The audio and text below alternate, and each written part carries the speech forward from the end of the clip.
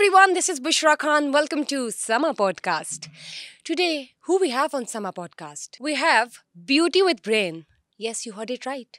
She is one of the most talented, well educated, elegant, and of course, beautiful women.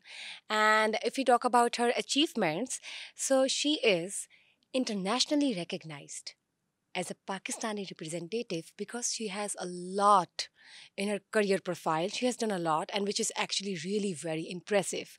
But when I talk about her beauty face, so she is nowadays considered as a doppelganger of one of the most top Indian actresses. And I will also agree to this point that yes, she has her resemblance with Aishwarya Rai, but Aishwarya Rai is a beauty queen. She had been Miss Universe, and she is in a film industry, I would rather say, till to date. But when we talk about our special summer podcast guest today, she is beauty with brain. And when I say this, I actually mean it because she is so talented. She is an IT expert. She is AI professionalist. She has been, and she was a global head director for Cisco for the last 13 and 14 years. And it was a $200 billion company. And she's also entrepreneur, independent businesswoman. She has extraordinary set an example which is remarkable. बस अब और इंतजार नहीं करवाना. अस्सलाम वालेकुम, I'm talking about Kawal Chima. How are you? अल्हम्दुलिल्लाह very good. आपने तो ज़्यादा ही तारीफ़ें कर दी. कि बनती थी ना. अब मुझे लगता है कि ना यू आर सो ब्यूटीफुल माशाल्लाह. Thank you so much. Allah ने बनाया है एंड सुभान अल्लाह. अल्लाह की तारीफ करती हूँ कि वाकई अल्लाह की ब्यूटी नज़र आती है आप में. You are so beautiful and yes there is no doubt कि आपकी ऐश्वर्या राय से रिजेम्बलेंस है. She is also a beautiful woman. She has a different repute in the beauty industry. But when I talk about you, then you are actually beauty with brain and there's no doubt about it. So मुझे ये बताइए समा podcast पे आके आपको कैसा लग रहा है? बहुत अच्छा लग रहा है. आपसे बात करके, आपकी टीम को यहाँ पे देख के, आपके माशाल्लाह जो यहाँ पे आपका सेट है और सारा कुछ प्रोफेशनलिज्म है, तो बहुत अच्छा लग रहा है. अब तो मैं इतने इंटरव्यूज़ दे चुकी हूँ कि अब मैं कंपेयर कर सकती हूँ. तो माशाल्लाह I think this is very professional, very nicely done. Thank you. That really means a lot, and my summer podcast team would be very happy knowing this. So आप डॉक्टर्स की फैमिली में माशाल्लाह पैदा हुई हैं. फादर एंड मदर दोनों doctors थे, तो आप डॉक्टर क्यों नहीं बनी? ये बहुत अच्छा सवाल है. मेरे पेरेंट्स बहुत ज़्यादा चाहते थे कि मैं डॉक्टर बनूँ, स्पेशली मेरे डैड. ही वाज वेरी बहुत उनको ये था कि भाई जब हम डॉक्टर बने थे हमें गाइड करने वाला कोई नहीं था, मगर हम दोनों डॉक्टर हैं तो मैं बहुत अच्छा गाइड कर सकती हूँ. मैं सबसे बड़ी भी थी अपने सिबलिंग्स में, तो मेरे अब्बू को लगता था कि मैं बहुत अच्छी डॉक्टर बन सकती हूँ, बहुत जल्दी अपनी सर्टिफिकेशंस कर लूँगी और अपने एग्ज़ाम्स कर लूँगी जो करने चाहिए और बहुत जल्दी बहुत बड़ी डॉक्टर बन जाऊँगी. मगर मैंने देखा था अपने पेरेंट्स को कि वो कितने बिज़ी रहते हैं, स्पेशली माय मदर. मेरी अम्मी जो है वो गायनेकोलॉजिस्ट थी, और आपको पता है कि बच्चे तो नहीं बता कर आते दुनिया में कि उन्होंने किस वक्त आना है, किसी तो वक्त भी किसी भी कॉल आ वक्त जाती आ होगी. जाते हैं. और वो ये भी नहीं देखते कि कोई डिनर पे बैठा हुआ है या ईद है या कुछ भी है. तो वो उनका एक पेजर होता था, एक छोटा सा, और वो कभी भी बज जाता था. मतलब किसी भी वक्त वो बज जाता था. हम डेजर्ट में बैठे हैं वो बज जाता था, तो किसी पिकनिक पे गए हैं वो बज जाता था. तो I used to hate that dreaded pager honestly. तो वो बेचारी, उनको फिर जाना पड़ता था. रात को भी 3 बजे भी जा रही हैं, 2 बजे भी जा रही हैं. तो मुझे ऐसे लगता था क्या ज़िंदगी है ये. तो मेरे जहन में वो बैठ गया कि भाई ये डॉक्टरों की तो ज़िंदगी बड़ी मुश्किल है. और दूसरा ये कि उनके बच्चे जो है वो बेचारी अपनी माँ को मिस करते हैं, क्योंकि अम्मी की बहुत टफ़ ड्यूटी होती थी, बहुत टफ़ ड्यूटी. तो बस वो मेरे जहन में बैठ गया और मैंने कहा मैं कुछ बन जाऊँगी, डॉक्टर नहीं बनना. डॉक्टर नहीं बनूँगी मैं. ठीक है, पेरेंट्स का एक प्रेशर होता है कि बच्चे उनकी लेगेसी को फॉलो करें, लेकिन जो आप आज हैं, मुझे उम्मीद है कि आपके पेरेंट्स फ़ख्र महसूस करते होंगे इस चीज़ को देख के. You are making them proud every other day and that's wonderful. Thank you so much. मुझे ये बताइए कि केमिस्ट्री में आपने टॉप किया था ओ लेवल्स में. हाँ, ये सच है ना? ओ लेवल्स में सारे ही बहुत अच्छा रिजल्ट आया था. मैंने सारे ए स्टार्स लिए थे. और केमिस्ट्री में जो वहाँ पे ब्रिटिश काउंसिल था रियाद में, जब मेरे चाचा गए मेरा रिज़ल्ट लेने, तो उन्होंने ये बताया उन्हें कि ये मैंने केमिस्ट्री में बहुत टॉप किया है और ये वो मुझे नहीं पता कोई ऐसी न्यूज़ खबर में नहीं आई या कुछ कोई क्योंकि उनके ऐसा उनका कोई रैंकिंग पब्लिश नहीं होती मगर ये वहाँ का जो ब्रिटिश काउंसिल में जो काउंसलर था उन्होंने जो है वो मेरे चाचा को बताया और उन्होंने वहाँ पे मेरा एक लगाया हुआ भी था नाम और सारे ग्रेड्स लगाए हुए थे आई वाज वहाँ पे उस रियाद में मेरे सारे ए स्टार्स आए थे तो वो बड़ा मगर उसके बाद ए लेवल्स में आके उतना ही वो जाते कहते हैं ना ओवर कॉन्फिडेंट हो जाता है तो बंदा A-levels में ग्रेड गिर गए ना? बिल्कुल गिर गए अच्छा। मतलब कि मैं जैसे कहते हैं ना हो कि जाता वो है बच्चों के साथ अक्सर हो हाँ जाता कि है। जब आप ज़्यादा ही ओवर कॉन्फिडेंट हो जाते हैं कि पता नहीं मैं तो पता नहीं क्या 30 मार खानूं तो ए लेवल्स में बड़ी रिलैक्स हो गई थी और मैंने कहा कि यार इतना भी क्या ले ही लूँगी एंड में पढ़ के हाँ, ऐसा तो होता है और फील। फिर ये है कि वो पहली दफ़ा मैं अपने क्योंकि ओ लेवल्स में जब मैंने किया तो मैं अपने पेरेंट्स के पास थी और ए लेवल जब मैंने किया तो मैं पाकिस्तान आ गई थी और अपनी नानों के पास थी और कह लो कि पहली दफ़ा एक आज़ादी बहुत ही ज़्यादा आज़ादी मिल गई और अब्बू का वो डंडा नहीं था तो मैं थोड़ी सी कहते हैं ना पटरी से थोड़ा सा केयरलेस हो जाना। हाँ थोड़ी सी निकल गई थोड़ी उतर गई पटरी से ट्रैक से उतर गई ना। एग्जैक्टली लेकिन फिर आपने कैसे सोचा कि मैं आईटी में, आपने फास्ट से डिग्री ली है और उस वक्त भी आपने टॉप किया था, तो फिर एकदम से फील्ड को स्विच कैसे किया ना? ठीक है, मेडिसिन तो आपने नहीं किया, लेकिन इस आइडिया के साथ कैसे आई कि मैं आईटी करूंगी या टेक्नोलॉजी में जाऊंगी? ये किसने?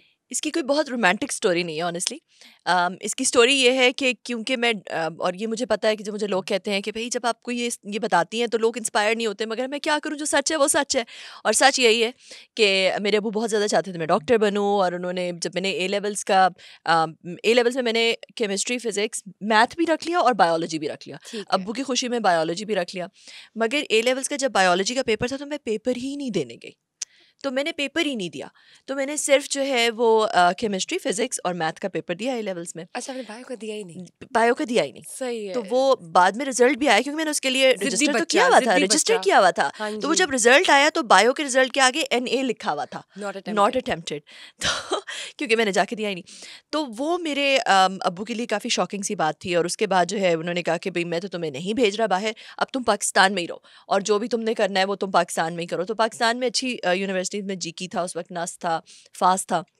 तो मैंने हर जगह अप्लाई लम्स था तो मैंने हर जगह अप्लाई कर दिया और फिर जो है बस वो फिर उसके बाद फास्ट जो है वो क्योंकि मैं इस्लामाबाद में थी और मेरी नानो वहाँ पे रहती थी और वहीं पे था फास्ट का एक कैंपस तो बस फिर मैंने fast it wasn't like a very जैसे कहते हैं ना एक बहुत कोई डिलिबरेट डिसीजन किया हो कि मैंने टेक्नोलॉजी में जाना हाँ, है या बस मैंने आईटी में विद द जाना फ्लो है आप निकल गई ऐसा इस नहीं था फील्ड इट में। Was just very with the flow type decision था हाँ, तो मुझे ये बताएं कि सिस्को में आपका कैसा एक्सपीरियंस रहा, क्योंकि बहुत कम है ना कि एज अ फीमेल कोई इस तरह की मल्टीनेशनल कंपनी में काम करे, और वो भी आपने 13-14 साल काम किया है, तो कोई चैलेंजेस ऐसे फेस किए हो? क्योंकि 22 एनवायरनमेंट होता है ना, कोई ऐसा 22 एम्बियंस या इस तरह का कोई आपने अपने इर्द गिर्द माहौल फेस किया हो? Because male community usually females को इतना अप्रिशिएट नहीं करती, टू बी ऑनेस्टली।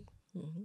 देखिए द थिंग इज़ कि मैंने सिस्को में काम किया और दुनिया में बहुत सारी डिफरेंट जगहों पे काम किया स्टार्टेड आउट इन एम्स्टर्डम उसके बाद जो है कुछ मैंने पाकिस्तान में भी काम किया फिर ऑस्ट्रेलिया में किया सिलिकॉन वैली बहुत आना जाना था ग्लोबल रोल था तो एक चीज़ जो मैंने नोटिस की मिडल ईस्ट और पाकिस्तान में थोड़ी ज़्यादा है मगर बाहर भी है वो ये है कि there is like this inbuilt patriarchy है और कभी कभी वो कॉन्शियस भी नहीं होती वेल मीनिंग लोग जो होते हैं ना well meaning people have that patriarchy built in एक बायस सा है और वो बायस जो है वो डिफरेंट तरीक़ों से मैनिफेस्ट होता है अब बहुत ज़्यादा दफ़ा आपको लगेगा कि कोई आपका मेंटोर है वो बहुत आपकी हेल्प भी कर रहा है मगर जो ही उसको लगता है कि आप उसके जितने हो गए हैं हाँ या जी। आपको उतनी सक्सेस मिल रही है आप उससे बेहतर या ऊपर जा रहे हैं तो एकदम से वो इनसिक्योरिटी आ जाती है सामने and people try to pull you down तो और भी बहुत सारी इस तरह की चीज़ें आई मीन बहुत दफ़ा जो है जब आप आगे बढ़े होते हैं तो लोगों को लग रहा होता है कि स्पेशली अगर आप प्रेजेंटेबल लुकिंग हैं तो लोगों को लग रहा होता है कि अच्छा ये आपको क्यों फेवर मिल रहा है आप किसी से फेवर तो नहीं ले रहे हैं ये हो रहा है वो हो रहा है जितने मुँह उतनी बातें टाइप चीज़ उतनी बातें आदमियों को नहीं फेस करनी पड़ती जितनी बातें औरतों को फेस करनी पड़ती हैं और औरतों के करियर के पीछे हमेशा लोग बहाने ढूंढ रहे होते हैं कि बहुत शायद ये बहुत इस वजह से होगी या उस वजह से कोई ये नहीं सोचा होता कि भाई इसकी अपनी भी कोई काबिलियत हो सकती है जिसकी वजह से ऑब्वियसली अब इसका ज़माना करियर आगे चेंज हो जाना गया। अब ऐसा थोड़ी है कि मतलब जैसे कहते हैं ना उर्दू में लुट मची है कि भाई आपने हर चीज़ उंगली हाँ टेढ़ी करके, मतलब it's exactly your on expertise, your हाँ confidence, and you yourself has a personality, तो कुछ वो भी मायने रखता है, आपकी काबिलियत होती है जो आपको एक जगह पहुंचाती है। एग्जैक्टली मैंने थोड़ा सा रिबेलियस इसी तरह होके मैंने एक सर्टिफिकेशन की जो कि एक बहुत ही मुश्किल सर्टिफिकेशन है और दुनिया में ज़्यादा लोगों के पास नहीं है। सिस्को की एक सर्टिफिकेशन है एक्सपर्ट लेवल की CCI, तो मैंने वो इसी वजह से की क्योंकि मुझे ऐसा लगता था कि जब मैं किसी मीटिंग में जाती हूँ स्पेशली इस पार्ट ऑफ द वर्ल्ड में, तो आगे और मैं टेक्नोलॉजी के ऊपर कोई सेशन दे रही होती हूँ तो आगे लोग जो है ना वो थोड़ा सा वो रहते हैं इसको टेक्नोलॉजी के बारे में क्या पता हाँ, होगा, ये तो लड़की है भाई, इसको इसको क्या कैसे पता पता होगा। तो मुझे ऐसा लगा कि मुझे वो CCI का एक ठप्पा चाहिए, जरूरी है कि ताकि हाँ ताकि लोगों को लगे कि नहीं मतलब इसने ये सर्टिफिकेशन हाँ, ली हुई है और इसलिए इसको पता है। देखिए औरतें चांद तक चली गई है तो क्या आप हाँ तो बिल्कुल, बल्कि सिस्को में एक वो पूरी एक कैंपेन चलाई थी उन्होंने कि I look like an engineer, के जो गुड लुकिंग लड़कियां या प्रेजेंटेबल लड़कियां हैं वेरी उनको नाइस, को लेके कि I look like hashtag I look like an engineer, very क्योंकि एक गुड, पूरा एक वो माशाल्लाह। अमेरिका में भी सोचे किसी ने कहा था, किसी कोई माइक्रोसॉफ्ट की इंजीनियर थी, उसने कोई सेशन किया तो उन्होंने कहा कि she doesn't look like an engineer. What do you mean look like an engineer, Because what is the look of an engineer, क्योंकि क्यों नहीं लग she सकती has कोई to be लड़की? messy, she has to be she nerdy, can not be pretty और she can not be हाँ, presentable. तो इस वजह से जो है वो आई थिंक ये एक बायस ज़रूर होता है, मगर जहाँ पे हर तरह के लोग होते हैं तो मेरा ख्याल है औरतों को थोड़ा सा वो ज़्यादा फेस ज़रूर करना पड़ता है। और मुझे वो फेस करना पड़ा, शुक्र है कि वो मुझे यूनिवर्सिटी में नहीं फेस करना पड़ा, तो इसलिए मुझे वो पता ही नहीं था कि यूनिवर्सिटी में वो कॉन्फिडेंस काफ़ी ज़्यादा बिल्ड हो गया था, और फिर जब मैं वर्क स्पेस में गई तो थोड़ा सा वो फेस करना पड़ा। मगर मेरा ख्याल है कि आप अगर उसको प्रॉपर तरीके से एक नेविगेट करें और नेगेटिव पे कम फोकस रखें और पॉजिटिव पे ज़्यादा फोकस रखें और अपने करियर पे फोकस रखें, और जितने लोग जो बातें करते हैं, जितने मुतनी बातें, अपने कान बंद कर लें, तो फिर आप आगे चलते रहते हैं। अगर आप उसको अपने आप को इफेक्ट होने दें, देन इट ऑब्वियसली जेपरडाइजेस यू। जाहिर है कुछ ना कुछ रोज हो रहा है, तो कोई एडवाइस, कोई सजेशन उन मर्दों को भी जो कि इस तरह का माहौल क्रिएट कर देते हैं, टॉक्सिटी पैदा कर देते हैं, टॉक्सिक माहौल क्रिएट कर देते हैं, और फिर वो जो औरतें जो फेस कर रही है उनके लिए कोई एडवाइस? देखिए, मर्दों को तो मैं ये कहूँगी कि आप जब किसी औरत के साथ डील करते हैं तो आप ये सोचें कि वो आपकी जैसे कोई, आप अपनी बहन या अपनी बेटी या अपनी किसी रिश्तेदार के साथ डील करें, या अगर आप ये नहीं भी सोच सकते तो ये सोचें हाउ यू वांट कि आपकी बहन के साथ कोई दूसरा मर्द डील करे। ठीक है, एक तो ये ठीक है। दूसरी बात ये सोचें कि इसको इक्वल समझें, ये मत सोचें कि आप जो है वो उससे सुपीरियर है इन एनी वे। ठीक है, तीसरा ये कि अगर आपने उसको कोई फेवर देना है या आपने उसको कोई भी, तो ये मत एक्सपेक्ट करें कि वो क्योंकि वो औरत है तो वो आपके साथ कॉफ़ी पे चली जाएगी, या वो आपके साथ या आपको वो ज़्यादा लिफ्ट कराएगी। मतलब एक प्रोफेशनल तरीके से, जैसे आप किसी आदमी के साथ डील करते हैं और आप एक्सपेक्ट नहीं करते इस तरह की उल्टी सीधी बातें, औरत के साथ भी डील करते हुए आपको इस तरह की एक्सपेक्टेशंस नहीं रखनी बिल्कुल, चाहिए। ट्रू और दैट। ये जो औरत अपने घर को छोड़ के जो बाहर निकलती है, वो पहले ही एक अपने आप को एक एक कॉन्फिडेंट होके एक बाहर निकल रही है, अपने आप को एक वल्नरेबल, यू राइट, काफ़ी दफ़ा कुछ वल्नरेबिलिटी में रखती है because of the way she is treated. तो ये आप सोचें और उसकी इज़्ज़त करें, और अल्लाह से डरें। सबसे बड़ी बात यह है कि जब अल्लाह से इंसान डरता है, वो मेरे अब्बू कहा करते थे कि सबसे ज़्यादा अल्लाह से डरो और फिर उस बंदे से डरो जो अल्लाह से नहीं डरता। औरतों को मैं ये एडवाइस दूंगी कि वो बिल्कुल इग्नोर करें। जैसे कहते हैं ना कि अपने अपने इफ़ आपको अगर पता है कि आप सही काम कर रहे हैं, आप सही पटरी पे चलती रहें, आप परसेवेयर करते रहें, आप मेहनत करते रहें, आउटकम अल्लाह पे छोड़ दें, मेहनत करती रहें। और एक और चीज़ मैं औरतों से ज़रूर कहूँगी, वो ये कि आपको अनड्यू किसी को फेवर्स देने की ज़रूरत नहीं है। काफ़ी दफ़ा औरतें जो हैं वो अंडर प्रेशर आ जाती हैं। मैंने बहुत सारी लड़कियों का मैं बहुत मेंटोर करती हूँ, बहुत सारी बच्चियों के साथ डील करती हूँ, अंडर प्रेशर आ जाती हैं कि भाई उसने कह दिया, वो हमें फायर कर देगा, वो हमें ये कर देगा। रिस्क अल्लाह के हाथ में, बिल्कुल, ठीक है, रिस्क हमेशा अल्लाह के हाथ में, और You're जो right. आपके लिए लिखा है वो मिलना है। मिल और के रहना है। इज्जत जो है ना वो एक दफ़ा चली जाए, या एक दफ़ा आपको जब पता हो कि आपने कोई गलत काम किया, तो वो फिर आप उससे कभी उस चीज़ से निकलना बहुत मुश्किल हो जाता है। सो इसलिए नेवर थिंक कि आप कुछ लूज़ हो जाएगा, कोई कुछ नहीं आपको दे सकता, कोई आपसे कुछ नहीं ले छीन सकता। सकता, बिल्कुल। जो अल्लाह चाहे, अगर अल्लाह ना चाहे कोई चीज़ देना तो सब मिल भी जाए वो आपको नहीं दे सकते, और अगर ईमान, अल्लाह चाहे कोई चीज़ देना, सब आपसे लेने की कोशिश करें, वो नहीं आपसे ले सकते। तो अल्लाह पे पूरी तरह से भरोसा करें और अपनी शराफत बरकरार रख के और चलती जाए। अपने आप में आप में कॉन्फिडेंस होना चाहिए, बिल्कुल। ईमान आपका स्ट्रांग होना चाहिए, तो फिर ऑब्वियसली जो चीज़ नहीं है ना तो वो नहीं है, एंड मेरे ख्याल से नो कहना सीखना भी चाहिए. नो बहुत जरूरी है. Courtesy में औरतों के लिए courteous तो नहीं होना. बहुत जरूरी बहुत है जरूरी है, और अब तो बहुत जमाना. स्ट्रिक्टली You're बिल्कुल right. Aggressive. No means no, होता है खत्म. कि courtesy में आ Just जाती cut it है. out. हाँ, जी हाँ. जी जी, courtesy नहीं होना कर्टसी चाहिए. ना करें इधर उधर, मतलब वहां से आप मारे जाते हैं. एग्जैक्टली मारे जाते हैं. सबसे पहले ये बताइए कि you are a Pakistani Australian. Australia से पाकिस्तान का सफर और फिर पाकिस्तान में ही आके रह जाना, ये फैसला ये कब हुआ और कैसे हुआ? देखिए, मैंने ऑस्ट्रेलिया में जब मैं थी, I was doing well in my career. काफ़ी कुछ कर रही थी और मेरा करियर उस वक्त काफ़ी एक्सेलरेट होना शुरू हो गया. मुझे पहले से ही ये पता था, जब मैं ऑस्ट्रेलिया भी जा रही थी तभी मुझे ये ख्याल था कि मैंने इवेंचुअली कुछ ना कुछ तो ऐसा करना है which kind of gives back. मगर जब 2018 में, उससे पहले कुछ ऐसे वाक़यात हुए जिसने मुझे बहुत बड़ा एक काइंड ऑफ ना वेकअप कॉल थी मेरे लिए. कुछ पर्सनल भी हुए, फिर कुछ पब्लिक वाक़यात भी. एक ज़ैनब बच्ची थी, उसका एक वाक़या हुआ. बहुत कुछ इस तरह के वाक़यात हुए कि मुझे लगा कि ये जो ज़िंदगी है, ये एक बहुत ही टेम्प्ररी सी ज़िंदगी है और इसमें जो मार्जिनल यूटिलिटी है पैसे की, वो इवेंचुअली तो कम ही होती है ना. देखें, आप कितना ही बेहतर खा लेंगे, पी लेंगे, पहन लेंगे, मतलब पैसा should not be the only goal in life. ठीक है. और करियर को भी आगे लेके जाना, मतलब ठीक है, अभी आप डायरेक्टर हैं, फिर आप वीपी बन जाएंगे, फिर आप एसवीपी बन जाएंगे, फिर आप सीएक्सओ बन जाएंगे, फिर आप सीईओ किसी बड़ी कंपनी में बन जाएंगे. So what, right? What are you giving back? What is your legacy? अगर अल्लाह ने आपको कोई स्किल दिया है या अल्लाह ने आपको और रिसोर्सेज दिए हैं, फाइनेंशियली स्ट्रॉन्ग किया है, तो आप उन सारी चीज़ों को कैसे इस्तेमाल करके what are you doing to give back? तो एक ये ख्याल मुझे बहुत सवेरली आना शुरू हुआ और मैंने ये सोचा कि मुझे कुछ करना है. मैंने एमबीए किया, सोशल इम्पैक्ट में एक डिग्री की. तो मुझे ऐसा लगा कि मैं तो टेक्नोलॉजी की बंदी हूँ. Like I have been in technology for so long. अच्छा, तो फिर माई इम्पैक्ट मीटर आपने क्यों बनाया? मतलब उससे क्या होगा? क्या चेंजेस आप लाना चाहती हैं? What is so different and unique in it? मुझे ऐसा लगा कि जो टेक्नोलॉजी जब भी किसी सेक्टर के अंदर आती है तो वो सेक्टर ट्रांसफॉर्म हो जाता है. ठीक है. तो मैंने ये सोचा कि सोशल इम्पैक्ट एक ऐसा सेक्टर है जिसके अंदर जब देखो लोग चैरिटी करते हैं या लोग अच्छे काम करना चाहते हैं, तो उसमें भी टेक्नोलॉजी को इन्फ्यूज़ किसी तरह करना चाहिए कि उसके अंदर भी फ्रिक्शनलेस हो, कन्वीनियंस आए, ट्रांसपेरेंसी आए, विजिबिलिटी आए, एक्विटेबिलिटी आए. उसके अंदर जो है वो बहुत ज़्यादा एक आसानी पैदा हो, फ्रिक्शनलेस हो जाए वो इंडस्ट्री. तो किस तरह टेक्नोलॉजी को सोशल सेक्टर के अंदर इन्फ्यूज़ किया जा सकता है, उसको सोशल सेक्टर को आसान ब्लेंड ऑफ बनाने टू के लिए. थिंग्स, ब्लेंड ऑफ बिल्कुल. Two things. अभी देखो कितनी चैरिटी होती है दुनिया में, उसके बावजूद गुर्बत किधर? गुर्बत तो उधर की उधर ही है. वही ठीक है. मसले मसाइल. Pakistan is one of the most charitable Nations, मगर पाकिस्तान में गुर्बत तो बढ़ ही गई.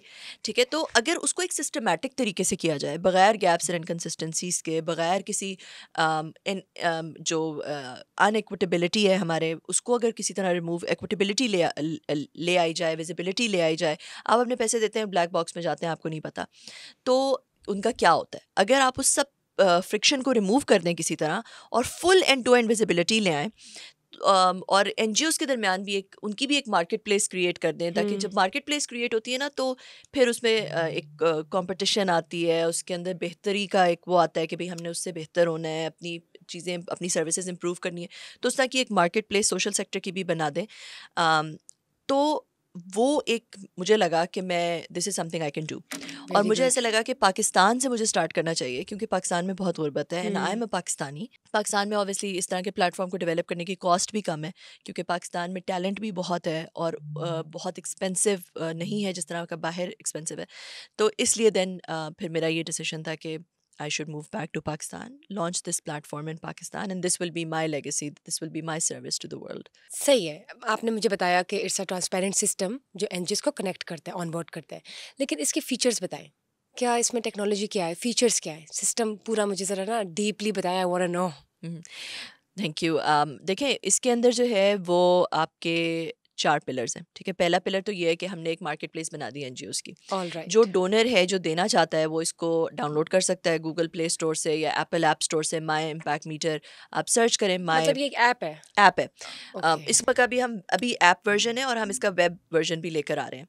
तो आप माई इम्पैक्ट मीटर सर्च करें, my space impact space meter, और फिर उसको जब आप डाउनलोड करते हैं तो आपको मिल जाता है कि एक पूरी सारी जो पाकिस्तानी NGOs हैं, बहुत सारी और रोज़ नई नई आ रही हैं, उनके सारे जो कॉजेज़ हैं, पैकेजेस हैं, एक ही जगह पे मिल जाते हैं। तो NGOs की मार्केट प्लेस है। तो एक तो ये कि आप जिस भी कॉज में आप इंटरेस्टेड हैं, what ever you feel passionate about, आप वो कर सकते हैं। फिर हमारी कैंपेन ऑफ द मंथ होती है जिसमें हम किसी एक कॉज को लेके, जो कि पाकिस्तान में एक बड़ी कॉज है, उसको लेके हम फिर लॉन्च कर देते हैं और उस पर पूरी एक कैंपेन करते हैं। उसके पीछे मल्टीपल NGOs हो सकती हैं। ठीक है। तो ये तो एक पिलर हो गया, it's a market place of NGOs। Alright. दूसरा पिलर उसका बड़ा इंटरेस्टिंग है। मार्केट प्लेस ऑफ NGOs और लोग भी कर रहे हैं, मगर जो दूसरी चीज़ है वो एक बहुत यूनिक चीज़ है। वो क्या चीज़ है कि अगर आप देखिए, आप राशन देती होंगी रमज़ान में, आप जब राशन देती हैं या तो आप किसी को पैसे देती होंगी कि जाके राशन ले लो। अब आपको नहीं पता कि वो पैसों का वाकई राशन आता है कि नहीं, और दूसरा आपको ये नहीं पता कि जो आपसे पैसे ले रहे हैं वो और कितने लोगों से जाके राशन के पैसे ले रहा है। पहली बात। दूसरी बात ये कि आप फिर राशन या तो आप खुद जाके राशन लाती होंगी और अपने घर पे रखती होंगी, उसमें आपने राशन लाना पहले, फिर आपका टाइम लगेगा उसके ढूंढना अंदर, या किसी को देना। हाँ, मतलब इट्स अ फ्रिक्शन है ना, कोई क्लिक से तो नहीं आप कर रही हैं, आप Stress- जा रही हैं, stressful thing है। आप शॉप में जा रही हैं, आप राशन खरीद रही हैं, फिर आपके घर में उसको कहीं पे आप स्टोर करेंगी, कहीं पे रखेंगी। तो हमने ये किया कि, या फिर अगर आपने किसी के बच्चे को पढ़ाना है तो आप जो है उस बच्चे को, आप वो कहेगी, मेड आपकी आके कहती है जी मेरे बच्चे को स्कूल में डाल दें, आप कहती हैं ठीक है, आप उसको फीस देती हैं, आपको नहीं पता कि वो फीस वाकई स्कूल में जा रही है, उसका बच्चा पढ़ भी रहा है कि नहीं पढ़ रहा है, एक्सेट्रा। तो हमने ये किया कि हमने कमर्शियल सर्विस प्रोवाइडर्स को डाल दिया कि हमने ये कहा कि आप डिजिटल वाउचर दे दें राशन का, या आप डिजिटल वाउचर दे दें स्कूल का। ठीक है, मतलब कि अगर आप कहती हैं कि मैंने एक, जैसे आप अपनी बैंकिंग ऐप में बेनिफिशरी ऐड करती हैं, इसमें भी आप बेनिफिशरी ऐड करती हैं, उसका आपको सिर्फ नाम, शनाख्ती कार्ड नंबर और फ़ोन नंबर चाहिए। आपने बेनिफिशरी ऐड कर दिया, फिर आपने उसे कहा जी मैंने इसको 6,000 रुपये का डिजिटल वाउचर दे दिया। उसके फ़ोन में एक मैसेज आ जाता है, एक ट्रैकिंग आईडी, जैसे वेस्टर्न यूनियन आप करते हैं ना, ईजी पैसा कुछ करते हैं, उसके पास एक ट्रैकिंग आईडी चला जाता है। वो अपने घर के पास या अपने गाँव में या अपने जहाँ पे भी वो कस्बे में रहता है, पास जाके वो ट्रैकिंग आईडी दिखाएगा, उसे वो 6,000 रुपये का राशन मिल जाएगा, दुकानदार के पास आपके पैसे 6,000 रुपये उसके अकाउंट में ट्रांसफ़र हो जाएंगे। ठीक है। तो इस, और फिर आप जो है वो पूरी उसकी हिस्ट्री, किसी भी शनाख्ती कार्ड के अगेंस्ट उसकी पूरी हिस्ट्री बन जाती है, लोगों को मिले, कब मिले और कैसे, कब मिला, कैसे मिला, आपको एक तो ये भी पता चल जाएगा। दूसरा ये कि आपको सारा पुराना भी नज़र आ रहा होगा कि मैंने, अगर आपने दिया तो वो नज़र आ रहा होगा, अगर किसी और ने दिया वो भी नज़र, कि अगर किसी और ने दे दिया फिर आपको देने की ज़रूरत नहीं है। तो इसी तरह अगर आपने किसी के बच्चे की स्कूल की फ़ीस देनी है, वो स्कूल में डायरेक्टली फ़ीस चली जाएगी, उस बच्चा जाके एजुकेशन ले ले, और उस बच्चे की जो रिजल्ट, अटेंडेंस, वो भी आपको नज़र आएगा कि कुछ हो रहा है, कुछ मतलब बन भी रहा है। हाँ, तो आपको पता चले कि बच्चा वाकई स्कूल जा रहा है कि नहीं जा रहा। फिर अगर आपने किसी बच्चे को यूनिवर्सिटी में स्पॉन्सर करना है, वो भी आप इसी तरह डिजिटल वाउचर के थ्रू कर सकते हैं। फिर आपने किसी बच्चे को IT एजुकेशन के लिए स्पॉन्सर करना है, वो भी आप कर सकते हैं इसी तरह। हमने बल्कि अभी एक प्रोग्राम लॉन्च किया, अर्नटेक सीखो और कमाओ, जिसमें हमने अभी 500 बच्चों का पायलट कर रहे हैं, जिसमें उसमें जो हमने कहा कि जिन 500 बच्चों को स्पॉन्सर करें, 1.5 लाख में उस बच्चे की 6 महीने की ट्रेनिंग है, 6 महीने की इंक्यूबेशन और 6 महीने की ग्रोसरी भी है। Very nice. ग्रोसरी भी दे रहे हैं उस बच्चे को इंसेंटिवाइज करने के लिए, ताकि वो ट्रेनिंग में आए। ये ना हो कि वो कोई मीनियल जॉब कर रहा हो स्ट्रीट में और वो ट्रेनिंग में तवज्जो ना दे। तो उस 6 महीने की ट्रेनिंग के बाद वो बच्चा कुछ ना कुछ फ्यू डॉलर्स कमाने के काबिल हो जाएगा, फ्यू $100 और वो भी आपको पता चलता है, वो अपना फीडबैक डालता होगा ना कि आई एम स्टैंडिंग हियर और यू फ्लाई, उस बच्चे का रिजल्ट, उस बच्चे के को जो हर महीने ग्रोसरी मिल रही है, वो डोनर को नजर आ रहा है। So it's like fully transparent, मतलब तसल्ली है कि उसके पैसे कहाँ गए, किसी डिजर्विंग को जा रहे हैं या नहीं, ये एग्जैक्टली। और फिर उसके अंदर और बहुत सारे फीचर्स हमने डाल दिए कि अब चैरिटी वॉलेट्स हैं, फिर उसके अंदर डोनर को अपनी पूरी हिस्ट्री नजर आ रही है, डोनर कौन से कॉज में दे रहा है, कितना परसेंट का, उसको बार ग्राफ्स चार्ट्स नजर आ रहे हैं। फिर हमने उसके लिए मोटिवेशन गेमिफाई भी कर दिया। डोनर जितना देता रहता है उसके लेवल्स इंक्रीज होते रहते हैं, उसको उतने ज़्यादा इम्पैक्ट क्रेडिट्स मिलते रहते हैं, उसको उतना ज़्यादा फ़ायदा होता रहता है। इम्पैक्ट क्रेडिट्स की कल को सेकेंडरी मार्केट्स बनेंगी। और फिर आप डोनर्स आपस में भी एक दूसरे से फ्रेंड, जैसे आप फेसबुक पे फ्रेंड्स बनाते हैं, लिंक्डइन पे कनेक्शंस बनाते हैं, donors can become impact buddies, so they can share beneficiaries, जिनको हम इम्पैक्टीज कहते हैं। कि अगर आपकी कोई कज़न अमेरिका में, उसको नहीं पता कि यहाँ पे कौन हकदार है, तो आप उस हकदार को डाल के अपनी अमेरिका वाली कज़न के साथ शेयर कर सकती हैं। Very फिर वो good. उसको महीने महीने की ग्रोसरी देना शुरू करते Okay, हैं. good, तो good, इस तरह से good. that's the platform. Nice, nice. Wonderful. It's a wonderful idea, and I hope people would understand the concept you have brought to Pakistan, and it works internationally. Yes, yes, it हाँ. works internationally. So let's see, inshallah, let's hope for the best कि इसके ज़रिए हम लोग और लोग वसीला बने और उनके लिए वसीला बने जो actually deserving है. And it's a proper, transparent platform. Well, moving on ahead, मुझे ये बताइए कि आईटी एक्सपर्ट हैं आप और बहुत कम है कि ख़वातीन आईटी एक्सपर्ट हो, बहुत ही कम है. मतलब आईटी जो होती है ना यहाँ से गुजर जाती है क्योंकि लड़कियाँ जो होती है ना they are more into lifestyle, fashion, colours, dressings, मतलब लाइफस्टाइल कह देना. तो मुझे बताइए as an IT expert when you came back to Pakistan, what were the challenges you realised कि इर्द गिर्द हैं बच्चों को वो सीखना चाहिए या वो नहीं हो रहे या ये होना चाहिए? देखिए, आईटी एक ऐसी फील्ड है जो कि मुझे लगता है पाकिस्तान के लिए इस वक्त बहुत बड़ी अपॉर्चुनिटी है. इसलिए क्योंकि पाकिस्तान में यंग पॉपुलेशन बहुत ज़्यादा है. 30 साल से कम उम्र के जो पॉपुलेशन है पाकिस्तान में 64% है, विच ट्रांसलेट्स अबाउट लाइक 143-148 मिलियन लोग हैं जो कि 30 साल से कम उम्र के. अच्छा, यूएनडीपी की रिपोर्ट के मुताबिक उसमें से 6% जो है वो यूनिवर्सिटी की एक्सेस उनको मिलती है, विच मीन्स कि 94% लोग जो है वो यूनिवर्सिटी के बच्चे जो हैं वो यूनिवर्सिटी के की एक्सेस उन्हें नहीं मिलती हायर एजुकेशन की. तो एक आईटी ऐसी एक चीज़ है जिसमें अगर 6 महीने की ट्रेनिंग, अगर किसी ने एफएससी पास किया है 6 महीने की ट्रेनिंग ले सकता है और कुछ ना कुछ कमाने के काबिल हो सकता है. So it is that low hanging fruit which I think can be use. उससे ये होगा कि लोग फ्रीलांसिंग प्लेटफॉर्म्स होते हैं उन पर इस तरह के जॉब्स कर सकते हैं, कुछ ना कुछ कमा सकते हैं और उससे आईटी एक्सपोर्ट इनकम भी पाकिस्तान की बेहतर होगी. तो आईटी एक ऐसी चीज़ है जिसमें, अच्छा, और औरतों के लिए तो बहुत ही अच्छी चीज़ है बिकॉज औरतों के लिए जो फ्रीलांसिंग है वो तो आप घर बैठ के कर सकते हैं. तो जिन औरतों को चैलेंज है कि वो बाहर नहीं जा सकती फॉर सम रीज़न, घर में रिस्ट्रिक्शंस हैं, डोमेस्टिक इश्यूज़ हैं, या जो यंग मदर्स हैं वो बाहर नहीं जा सकती, तो वो घर पे बैठे वो कमा सकती हैं और वो भी डॉलरों में. तो आपको पता है कि डॉलर पेग्ड इनकम जो है कौन नहीं चाहता वो हो. एग्जैक्टली. तो औरतों के लिए तो बहुत ही अच्छी चीज़ है, यंग बच्चियों के लिए, औरतों के लिए. This is a very that field which has dividends. मतलब बहुत उनके लिए एक अच्छी चीज़ है कि वो घर बैठ के एक इनकम कमा सकती है. मुझे एआई के बारे में भी पूछना आपसे. देखिए ज़माना एआई का हो गया and of course you are AI professional. तो मैंने आई खुद एम एन आपके आईटी सेशन, प्रोफेशनल, तो ऑब्वियसली वो एआई भी उसमें आ जाता है. हाँ बिल्कुल, because I have also personally taken your sessions. तो एआई का मुझे बताएं, क्या shall be get adapted to this environment कि नहीं? What is it all about? देखिए, AI is the next wave. मेरा ख्याल है कि जिस तरह हमारी जो जितनी भी वेव्स आई, इंडस्ट्रियल वेव एक आए, उसके बाद एक आप कह लें कि कंप्यूटर एक वेव आई जिसमें बहुत ज़्यादा आप एक सोशल मीडिया आ गया, बहुत कुछ हुआ. ये एक नई वेव है and this is going to take humanity forward. एक ये बहुत बड़ी चीज़ है. और जो इसको नहीं सीखेगा, इसको नहीं समझेगा, इसको नहीं यूज़ करना सीखेगा, वो बहुत पीछे रह जाएगा. क्योंकि देखिए, अब आप चैट जीपीटी से कुछ भी पूछ लें, वो आपको उसका जवाब दे देता है. और सेकंड जितना, में हाँ, जितना आपको आपकी प्रोडक्टिविटी कितनी ज़्यादा इंक्रीज़ हो गई. तो आपको पूछना आना चाहिए, जिसे हम प्रॉम्प्ट इंजीनियरिंग कहते हैं, कि सही तरह से प्रॉम्प्ट करना आना चाहिए, तरीका आना चाहिए, तरीका आना चाहिए. बिल्कुल. और एआई बहुत जल्दी आगे एडवांस, क्योंकि मशीन लर्निंग है ना.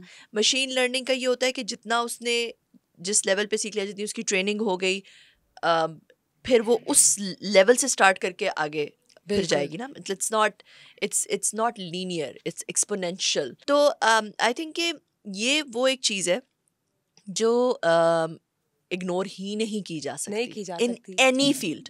You don't have to be in IT to know AI, to learn about AI. Even if you're a doctor, you're a beautician, you are in research, you're an economist, you're a business professional, आप कुछ भी हैं, आप AI से आपकी productivity कई गुना multiply हो सकती है, कई गुना मल्टीप्लाई हो सकती है.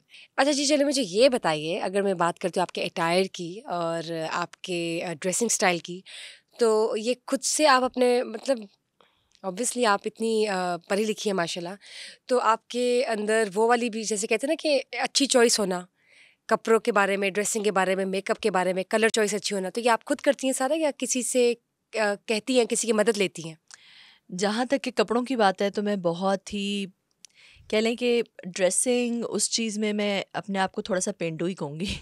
नहीं, और वो वेरी इसलिए ग्रेसफुल। अभी आई थिंक कि अभी जो मेरी वेस्टर्न है उसमें फिर भी आई am a little bit better, because obviously मैं अभी काफ़ी अरसा बाहर रही और उसमें एक प्रोफेशनल काफ़ी काम किया इन द वेस्टर्न अटायर, उसमें फिर भी मुझे थोड़ा ज़्यादा सेंस है। तो मैं बल्कि मेरा कोई इंटरव्यू था उसमें मैं कमेंट्स पढ़ रही थी, किसी ने लिखा था कि कितने क्यों पता नहीं कोई फ़र वाला पहना हुआ है इन्होंने, कितना कोई पेंट। तो लिटरली मुझे वाकई मैंने अपने ड्रेसिंग पे ना बहुत गौर कभी भी नहीं किया। जैसे कहते हैं ना कि कोई कहे कि मैं ब्रांड कॉन्शियस हूँ बहुत, या मैं ये ब्रांड पहनूंगी वो ब्रांड पहनूंगी। आई वॉज नेवर मैं बल्कि इस तरह की कॉन्वर्जेशंस में बड़ी अनकंफर्टेबल हो जाती थी। वो होते हैं ना औरतें जब साथ बैठती हैं और ये पूछती है कॉन्वर्जेशंस होती हैं कि वो ये, फलाना लॉन और ये, और अब ये इन है वो आउट है, ये ट्रेंड है। तो उस तरह की कॉन्वर्जेशंस में भी आई फील वेरी इनएडिक्वेट। मुझे ऐसा लगता है कि मेरा नॉलेज बहुत कम है, और क्योंकि मेरा उस तरफ अटेंशन ही नहीं है। मगर जहाँ तक अच्छा लगने का ताल्लुक है, और जो मेरा फेस मेकअप और ये वो बहुत अरसे से एक ही जैसा है। अलबत्ता ये जो कवर है ये मैंने अभी रिसेंटली शुरू किया है, कुछ अर्सा पहले। इसकी कोई खास वजह? ख़ास वजह तो आई कांट से ऑब्वियसली। एक तो from an Islamic perspective I wanted to, इस रमज़ान में मैंने ये कवर करना शुरू किया। बट ऑल्सो मुझे ऐसा लगता था कि पाकिस्तान में एक थोड़ी सी डेटरेंस होना भी ज़रूरी है। जब आप प्रोफेशनल फील्ड में बाहर जाते हैं, और मुझे बाहर इतना फ़ील नहीं हुआ, मगर मुझे पाकिस्तान में ऐसा लगता है कि थोड़ा ज़्यादा आपको केयरफुल होना है अराउंड। और औरतें, जैसे आपने कहा, आईटी में बहुत कम भी हैं, बहुत ही कम औरतें हैं। तो हर तरह के आदमी आपको मिलते हैं, और मैं बहुत आउटगोइंग हूँ, मैं बहुत फ्रेंडली हूँ, मैं बहुत अच्छे तरीके से सबसे मिलती हूँ, मैं एक प्रोफेशनल तरीके से मिलती हूँ, चाहे वो लड़का हो चाहे वो लड़की हो। मैं जेंडर को बहुत कम बीच में रखती हूँ, मगर एक अच्छे प्रोफेशनल तरीके से मिलती हूँ। तो मुझे लगता है पाकिस्तान में उसको भी कभी कभी वो मिसकॉन्स्ट्रू एक्सेप्टेंस किया नहीं जा है, जाता है। उस बिल्कुल तरह की एक्सेप्टेंस एक्सेप्टेंस नहीं है। नहीं है, और लोग आगे कभी गलतफहमी भी हो जाती है लोगों को जब आप उनसे बहुत ही अच्छी तरह से बात करें। You are right. तो मुझे ऐसा लगा कि एक डेटरेंस क्रिएट करने की ज़रूरत है। तो फिर that's when I started wearing this. एक डेटरेंस आपको अपने लुक में भी, और एक मुझे ऐसा लगा कि मैं थोड़ी कोशिश कर रही हूँ to create that deterrence in my attitude as well, a little bit more than what I am used because to. You are in Pakistan. By the way, नहीं, इट्स अ गुड आइडिया। मुझे ये बताइए कि ये जो मेकअप आप करती हैं, माशाल्लाह, वैसे it's a very zero makeup. You are naturally beautiful, लेकिन आपने इतना ज़ीरो मेकअप किया हुआ है, लेकिन इसको जब आप किससे सीखा है और उतारती हैं, मतलब मुझे, मगर मैं हूँ ना, तो मुझे बहुत मुश्किल होता है कि मेकअप उतार के सोना है, एक आवाज़ारी होती है। तो हाउ डू यू मैनेज? मतलब आप फिट कैसे रखती हैं स्किन को, ग्लो कैसे, इतनी ग्लोइंग स्किन है, सब बताएं मुझे। मैं मुँह धोती हूँ फेस वॉश से बस मेकअप अच्छा, उतार देती हूँ। क्लिनजिंग नहीं करती? क्लेंजिंग मैं नहीं करती। एक तो मैं अपने स्किन का ख्याल रखती हूँ। गुड। ऐसा नहीं है कि मैं ये कहूँ कि नहीं मैं तो कुछ भी नहीं करती। कपड़ों में वाकई नहीं रखती, मगर when it comes to the skin मैं अपनी स्किन का बहुत ख्याल रखती हूँ। मेकअप का मुझे बचपन से ही शौक। जब मैं छोटी सी थी ना, तो क्या होता था कि मैं रोज़ लिपस्टिक लगा लेती, मेरी अम्मी की लिपस्टिक होती थी, मैं क्यूट। रोज़ लगा लेती थी। तो रोज़ मुझे डांट पड़ती थी कि भाई तुम इतनी छोटी हो, लिपस्टिक क्यों लगाई है, रोज़ डांट पड़ती थी। मैं फिर रोज़ लिपस्टिक लगा लेती थी कौन से कलर की? कोई जो भी, भी एनी? नज़र आ जाती थी, और ज़्यादा जो अगर ब्राइट कलर है या डार्क कलर है तो मुझे ज़्यादा अच्छा लगता था। तो मेरे अब्बू ने एक दिन मेरी अम्मी से कहा कि भाई जब वो रोज़ लगाती है, उसे नहीं असर हो रहा, तुम छोड़ दो उसको डांटना, तुम उसको लिपस्टिक ले दो। तो मैं इतनी छोटी सी थी, और मुझे जो है वो मेरी अम्मी ने एक अपनी लिपस्टिक ले दी, जो मैं रोज़ जो है ना अब वो लगा वही लेती आप थी। रोज लगाती थी? और वो मेरे लिप्स से ज़्यादा छोटी थी, तो वो बाहर भी चली जाती थी, थोड़ा वो गॉडज़िला की तरह होती थी। बट लेकिन मुझे शौक था। और फिर जब मैं क्लास 8 में थी, तो फिर तब से मैंने जो है वो आईलाइनर लगाना शुरू कर दिया। और मेरी अम्मी ना, वो काइंड ऑफ हार मान ली थी उन्होंने। बल्कि पहली दफ़ा मेरी अम्मी ने ही जो है वो, मैंने उनसे बड़ी ज़िद करके कि भाई मुझे लगाएं, आई लव दिस और ये वो। तो वो जो मेरी आइज़ की शेप है, उसके साथ मैं फिर बेहतर होती गई। तो ये वो चीज़ें जो मैं बहुत अरसे से, मैं यूनिवर्सिटी भी जाती थी या कभी शुरू से ही, I always had this eyeliner or something black on my eyes. This has always been like, this this is is your me, signature this is like look. my signature look. It has always been there since like I was a young girl. तो eyeliner लगाना तो इतना मुश्किल है, अब तो और मेरे लिए दोनों बिल्कुल साइड्स पे सेकंड ना हैंड सेम है। लगना, इट्स बहुत मेरे मुश्किल लिए है। तो, क्योंकि मैं इतने अरसे से लगा रही हूँ और इतने शौक से शुरू से, कि मुझे अब it's a part of me now. तो कभी गाड़ी में जाते जाते जल्दी से मेकअप करना हो, अक्सर होता ना, खवातीन बिल्कुल, करती हैं, तो हाँ। लाइनर लगा लेती हैं चलती हुई गाड़ी में? बिल्कुल आराम से, बिल्कुल आराम से। बल्कि अक्सर जब मैं ऑस्ट्रेलिया में होती थी तो टाइम नहीं होता था क्योंकि तब छोटे बच्चे थे और जल्दी office. So my husband used to be driving the car and I would be sitting on the second seat, और मैं वही, वो नाइस। जो शीशा होता है ना, वो जो आपका गाड़ी वाला हाँ जो जी, एक छोटा वो वो होता छोटा है, सा होता है उसी में बस खोल पैसेंजर के सीट और का। उसी में मेकअप करती थी। कभी नहीं हुआ ऐसा कि किसी दिन काजल के बगैर या लाइनर के बगैर चली गई हो? बहुत कम। अच्छा, घर में आपने अपने आप को मेकअप के बगैर रखा होता है? घर में जो है वो तो जब जैसे सुबह उठी, जिस दिन बाहर नहीं जाना है उस दिन भी मैं, क्योंकि मेरा ना एक रूटीन, मैं एक बहुत ही ज़्यादा रूटीन फॉलो करने वाली औरत हूँ। मैं सुबह ऑलराइट। 4:30 बजे उठती हूँ। मैं जो मतलब मेरा जो जिस तरह चलता है उसी तरह चलता है। तो it's just become a part of the routine just to dress up in the morning. और मुझे ऐसा लगता नाइस। है कि अगर आप छुट्टी वाले दिन भी एक तरह से बस एक बेसिक ड्रेसअप हो जाते हैं तो आपको एनर्जी आ जाती है, आप वो लेज अराउंड नहीं करते। और मैं I am somebody who is a bit tough on my self. Like मुझे ऐसा लगता है कि मैं अपनी ज़िंदगी वेस्ट ना करूँ, मैं हर चीज़ को एक I maximum get it. Okay. Time good good, return हो उसमें। माशाल्लाह, गुड। इतना टफ रूटीन आपने अपनी रखी हुई है, तो रूटीन में क्या क्या आता है? रूटीन में so in the morning I am a very early riser. तो गुड। मुझे ऐसा लगता है कि मॉर्निंग वाला टाइम मेरे लिए बहुत सीक्रेट है। तो मैं बहुत जल्दी उठती हूँ। 4:30-5 बजे आई वेक अप, डिपेंडिंग गर्मियों में सर्दियों में कि क्या। गर्मी में थोड़ा ज़्यादा जल्दी उठती हूँ और सर्दियों में आजकल 5:15 तक। तो देन आई वेक अप, नमाज, मेडिटेशन, अल्लाह के साथ बातचीत, फिर बच्चों को जगा के बच्चे भी नमाज़ पढ़ते हैं। उसके बाद हम right now we doing a course in Arabic, तो वो हम एक अरबी की क्लास लेते हैं। नाइस। आई रियली वांट कि भाई जो कुरान है वो बच्चों को मुझे और बच्चों को आ जाए, समझ आए हाँ। Directly, not not the translation. क्योंकि मुझे लगता है translation doesn't do justice to the actual जो अरबिक की जो रूह है वो ख़त्म हो जाती है। तो वो हम करते हैं। फिर उसके बाद बच्चे जो है वो स्कूल चले जाते हैं, तो then I do my I exercise every day. और उसके बाद बस थोड़ा रिलैक्स, चाय कॉफ़ी पी के रिलैक्स करके थोड़ा you know thinking about life, thinking about my next moves. मैं ऑफिस बहुत जल्दी नहीं जाती। उसके बाद आराम से फिर तैयार होके office, I go to the office around 10:30, because Nice. मैंने कहा ना, जैसे मॉर्निंग वाला टाइम मेरे लिए अपने साथ स्पेंड करना, अपनी बहुत को टाइम होता रिलैक्स है आपको। करना। कुछ लोग अगर इस चीज़ को अंडरस्टैंड करें ना, जो 10 से 11 बजे उठते हैं, वो ये नहीं सोचते ना कि 6 घंटे उन्होंने ज़ाय कर दिए हैं।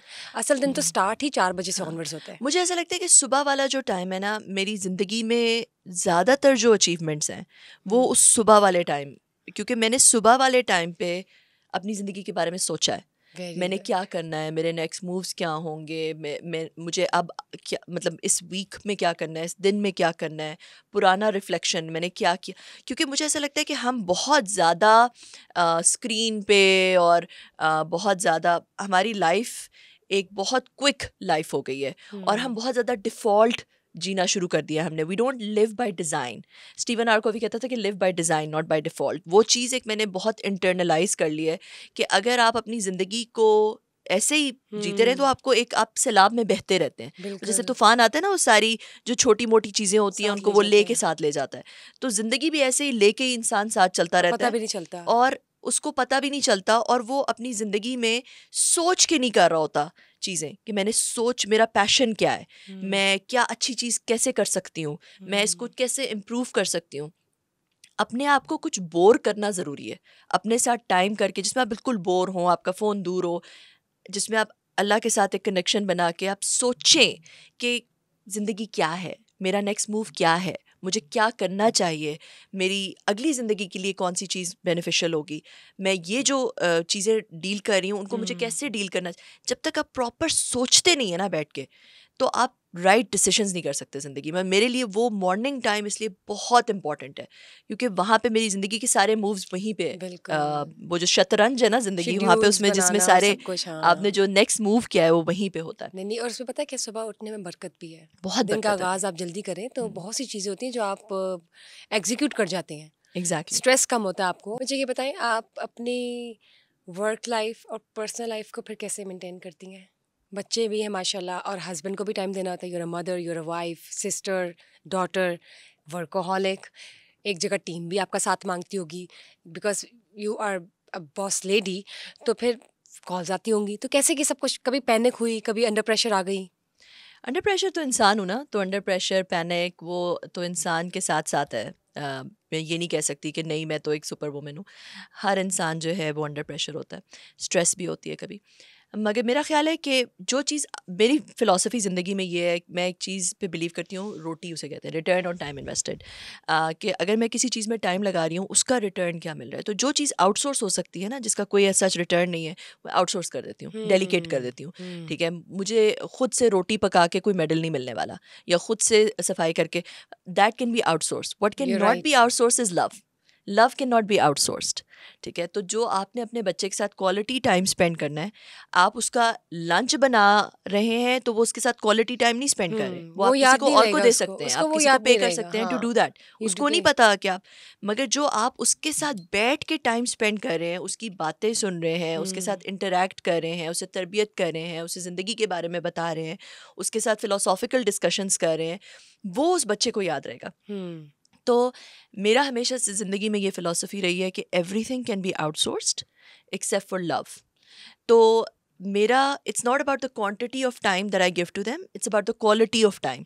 कि वो क्वालिटी वेरी टाइम की नाइस, सुपीरियर होनी चाहिए। जैसे मैंने आपको गुड, कहा, सुबह हम अरबी पढ़ते हैं, हम साथ वो अरबी का लेसन लेते वेरी हैं, नाइस। हाँ, ये दैट्स अ याद रहेगा उसको, हाँ, ये नहीं कि आप किचन में इसके लिए क्या बनाने गई और एग्जैक्टली। उस वक्त आपने कितनी एफर्ट की, क्या था क्या नहीं था, क्या हुआ, वो it's behind the curtains. Exactly वो ब्रेकफास्ट, हम वो जो हम्म। सुबह, मैं ब्रेकफास्ट नहीं सुबह करती, मगर बच्चे मेरे सामने बैठ के ब्रेकफास्ट करते हैं, हम अरबी पढ़ते हैं, रात को हम we spend quality time together. मैं अपने बच्चों से जब कॉन्वर्जेसन करती हूँ, उनको बच्चे समझ के नहीं कॉन्वर्जेसन करती, मैं उनके साथ बहुत इन डेप्थ बातें करती हूँ, फिलोसॉफिकल डिस्कशंस होती हैं।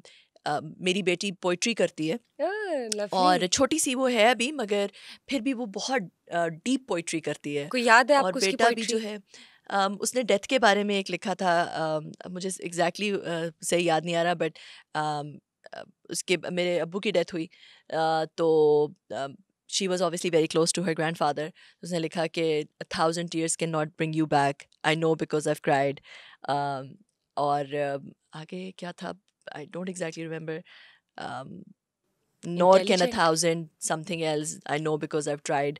तो बहुत बहुत अच्छी पोइट्री वेरी करती है। नाइस, मतलब तो स्मार्ट। तो she is very good at it. And तो वो जो क्वालिटी टाइम है ना बच्चों के लिए, बच्चों की तरबियत करना, और हस्बैंड को भी क्वालिटी टाइम देना, दैट इज़ मोर इम्पॉर्टेंट।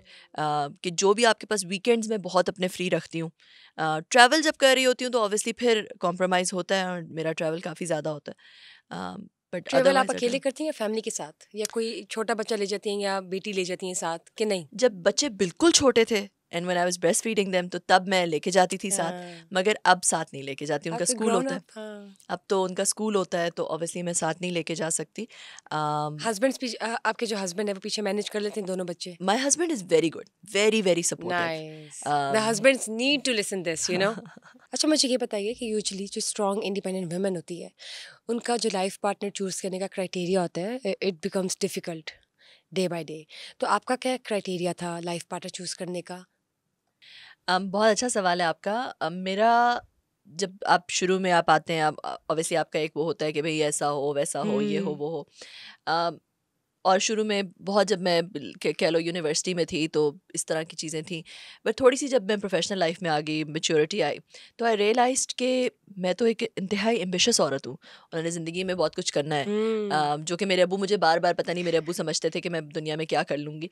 तो तो बचपन से ही ना वो एक, मेरे अब्बू ने एक मेरे अंदर बिल्ड किया हुआ था कि there's something that I have to achieve in life, and I have to give back.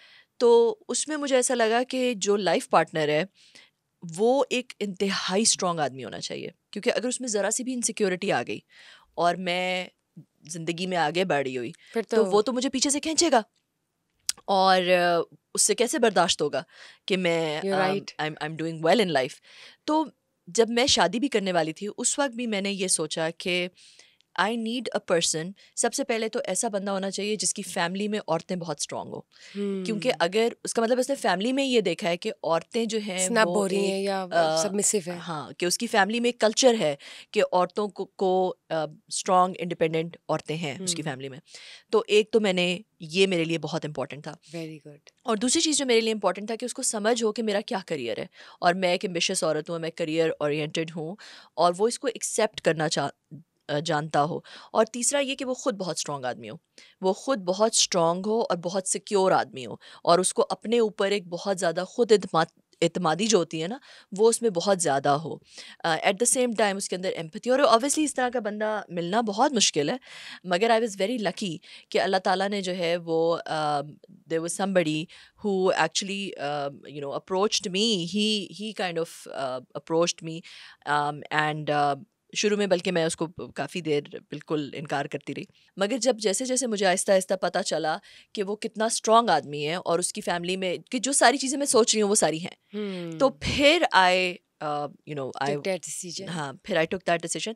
और वो डिसीजन पहले मेरे अब्बू ने लिया, क्योंकि he was also meeting my family. वो मेरी नानों से मिला, वो मेरे, तब तक मैं इनकार कर रही थी, मगर उसके साथ ही वो मेरे भाई से मिला, वो मेरी नानों से मिला, वो मेरे अब्बू से मिला, एंड दे आल्सो थॉट कि भाई this is the kind of person. क्योंकि मेरे हमेशा नाना अब्बू कहा करते थे कि मुझे इससे बहुत डर लगता है, क्योंकि ये इतनी स्ट्रांग है और इतनी इंडिपेंडेंट है कि मुझे ऐसा लगता है कि जब इसकी शादी होगी तो अगर इसको सही बंदा ना मिला तो इसकी तो ज़िंदगी मुश्किल हो अजीरन हो जाएगा, जाएगी, हाँ बहुत मुश्किल बिल्कुल।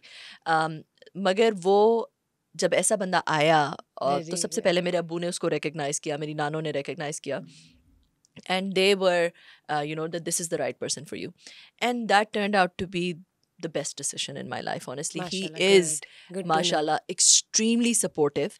मुझे ऐसा लगता है कि कहते हैं ना कि एक कामयाब मर्द के पीछे एक औरत का हाथ होता है, ऑपोजिट ज़्यादा ट्रू है। एक कामयाब औरत के पीछे एक स्ट्रॉन्ग मर्द का हाथ होता बहुत ज़रूरी है। है They और become the ज़रूरी है। wind under your wings, and they allow you to fly go freely, fly yes, freely. yes. क्योंकि देखो, अगर वो आपको सपोर्ट नहीं करेंगे, आप माँ तो हैं, ठीक है, अगर आपका पार्टनर आपको सपोर्ट नहीं करेगा, किसी ने तो बच्चों का ख्याल रखना है, ठीक है, तो अगर आप एक पार्टनरशिप में बन के रहें कि जिसमें कभी वो रख रहा है, कभी वो ट्रैवल कर रहा है, तो मैं Cooperation रख रही हो, हूँ, mutual कोऑपरेशन हो, understanding हो। ये ना हो ये औरत की जॉब है, हाँ, ये मर्द की ये जॉब। कोई हाँ, बकेट्स नहीं थे हमारे देखो शादी ऐसे नहीं में, होना वी चाहिए, वर हाँ। ऑलवेज कि अच्छा ठीक है, अब वो ट्रैवल कर रहा है तो I have to be at Travel. Home, मैंने अपना स्केड्यूल इस तरह से करना है, मैंने बच्चों को पिक करना है, मैंने ये कर, and if I am travelling he is there. So you understand and you try to take that hassle up ताकि वो सुकून में एग्जैक्टली, रहे, पीसफुल हो। एक मेंटल पीस होना बहुत ज़रूरी है हाँ। कपल्स के और दरमियान। जब आप सक्सेसफुल हो, आपको बहुत ज़्यादा एक लाइमलाइट मिल रही हो, तो उसके अंदर वो खुश हो और खुश हो, इनसिक्योर ना फील मोटिवेट करे, करे बल्कि ये आपको और मोटिवेट करे, आपको और लाइमलाइट में लेके जाए। वो ये ना उसे लगे कि या ओह ये क्या हो रहा है, मैं तो बस अब बहुत ही कि इनसिक्योर, ऐसा ना मुझे हो क्यों कि नहीं मिल रही। ये ऐसा ये नहीं, ये नहीं होना चाहिए। हालांकि ये है मर्दों में 99.9% मर्द ऐसे हैं बिल्कुल। जिनमें ये मसला है, लेकिन उम्मीद यही है कि वक्त के साथ साथ अवेयरनेस आए। अच्छा मुझे ये बताए, कोई मूवीज देखती हैं? मूवीज़ कम देखती हूँ, और ज़्यादातर तब देखती हूँ जब फैमिली के साथ टाइम स्पेंड, अकेली कभी भी नहीं देखती। या जैसे आजकल नेटफ्लिक्स है ना, नेटफ्लिक्स पे या अमेजोन पे कोई हस्बैंड के साथ वीकेंड सीरीज पे, वगैरह? Friday night, Saturday night series कुछ देखी है मैंने। एक ब्लैक मिरर देखी थी, वो अच्छा, टेक्नोलॉजी के ऊपर डिफरेंट चीज़ें मैंने सुना उसमें है वो भी अच्छी है वो। काफ़ी अच्छी थी। फिर एक मैंने हाउसफुल हाउसफुल हाउस नहीं नहीं हॉन्टिंग हाउसफुल हिल नहीं, वाला तो सॉरी, नहीं? House of cards, house of अच्छा कार्ड्स। ठीक है। वो उसके कुछ सीजन्स देखे। तो मुझे ऐसा लगता है जब आप सीजन्स देख रहे होते हैं ना, बहुत टाइम लगता है, टाइम तो लगता है ना, वो 40-40 मिनट के एपिसोड्स हाँ, कौन देखे? तो वो आई प्रेफर ये कि बड़ा मैं मूवी मसला है। देख लूँ। जब मैं like when me and my husband relaxing on Friday night और सैटरडे नाइट, तो फिर कोई ना कोई मूवी देख लेते हैं। जॉनरा कौन सा पसंद है? हॉरर, रोमांटिक, कॉमेडी, कोई भी, सोबर, मुझे वायलेंस? साइकोलॉजिकल थ्रिलर सबसे अच्छे है लगते ना, हैं। यू राइट, मुझे भी पसंद है। Shutter island is one of my oh favourite my movies of God, I all have time. Watched it and that's one of the इतना वायलेंस है उसमें, लेकिन ठीक है, जाने दो, हाँ, हमें क्या मगर है। देखो आई आप थिंक एंड में ऐसा ट्विस्ट आता है कि यू लाइक व्हाट। तो आई रियली लाइक दैट। गाने कौन से पसंद है आपको? गाने मैं बहुत कम सुनती हूँ, ऑनेस्टली बहुत कम सुनती हूँ। और क्योंकि मुझे ऐसा लगता है कि वो मेरे ना दिमाग में बैठ जाता है, और फिर वो अच्छा, ट्यून मेरे मुंह पे आती रहती है तो आती आपको रहती है उलझन आती रहती होती है? है, तो मुझे उससे उलझन होती है। मुझे ऑनेस्टली गानों से, म्यूज़िक से रिसेंटली, बहुत पहले नहीं था ऐसे, मगर मुझे आई वुड प्रेफर, जब मैं ड्राइव कर रही होती हूँ, कहीं जा रही होती हूँ, तो मैं कोई टेड लेक्चर सुन लेती हूँ या कोई और लेक्चर सुन लेती हूँ। कोई ताकि मुझे कुछ मैं लर्न करूँ, उससे मैं कुछ गेन करूँ, या वर्ल्ड इवेंट्स के बारे में कुछ सुन लेती हूँ, पॉलिटिक्स के बारे में कुछ सुन लेती हूँ। गाने बहुत कम सुनती हूँ। गाने मैं सिर्फ तभी सुनती हूँ जब जैसे बहुत सारे लोग हैं या दोस्तों के साथ जा रही वो हूँ, फिर शुगर लगाना है। स्पेशल नहीं, हाँ, स्पेशल कभी भी नहीं सुनती। शुगर लगाना है तो बस चलो ठीक है, गाने लगा कोई दिए और फेवरेट फिर सारे। गाना, कोई वैसे कोई तो होगा, या चलिए हस्बैंड ने कोई मुझे डेडिकेट एक किया गाना हो। पसंद है, वो है मन की लगन, लगी तुमसे मन की लगन, कुछ इस तरह हाँ, करके ओके, गाना है। और वो गाना मुझे बहुत पसंद है। वो जब मैं गाना सुनती हूँ तो वो एक हकीकी ना, वो जैसे मुझे it takes me closer to Allah as well in a way, because I remember कि वो मन की लगन, तो आई ठीक है रिलेट जी, अल्लाह ताला to that. Good good. Husband ने कभी आपको गाना सुनाया हो? काफ़ी दफ़ा डेडिकेट तो करते ही हैं, या शायरी वो करते हैं, तो कभी मेरे ऊपर कुछ शायरी वगैरह कर देते हैं। मगर उनकी आवाज़ बहुत अच्छी नहीं है, ना मेरी बहुत अच्छी आवाज़ तो आप है। तारीफ करती हैं या दिल रख लेती हैं या कह देती हैं? गाना नहीं वो सुनाते, वो कुछ डेडिकेट कर देते हैं, कोई गाना लगा देते हैं, कौन या अगर सा कोई कहीं मतलब? पे कोई गाना गा रहा हो तो कोई गाना डेडिकेट। आजकल वो केसरिया आया हुआ है, वो ओके, काफ़ी हमारा आई एक सी, गाना बना हुआ है। उससे ओके। पहले वो गाना था तेरे मस्त मस्त दो नैन, उसके वो हमारा एक बड़ा गाना था। तो कभी कोई गाना इस तरह का कोई वो आउट ऑफ द ब्लू कुछ कर देंगे। फूडी हैं? आई थिंक मुझे मीठा बहुत पसंद है, अच्छा, बहुत पसंद है। बहुत क्या ज़्यादा। खाती है मीठे में? हर चीज़। सब कुछ, वो जैसे मीठे में लड्डू? कुछ कुछ नहीं, लड्डू नहीं मुझे पसंद एक्चुअली। मुझे कुछ देसी जैसे जर्दा लड्डू नहीं इतना पसंद, और हलवा भी नहीं पसंद।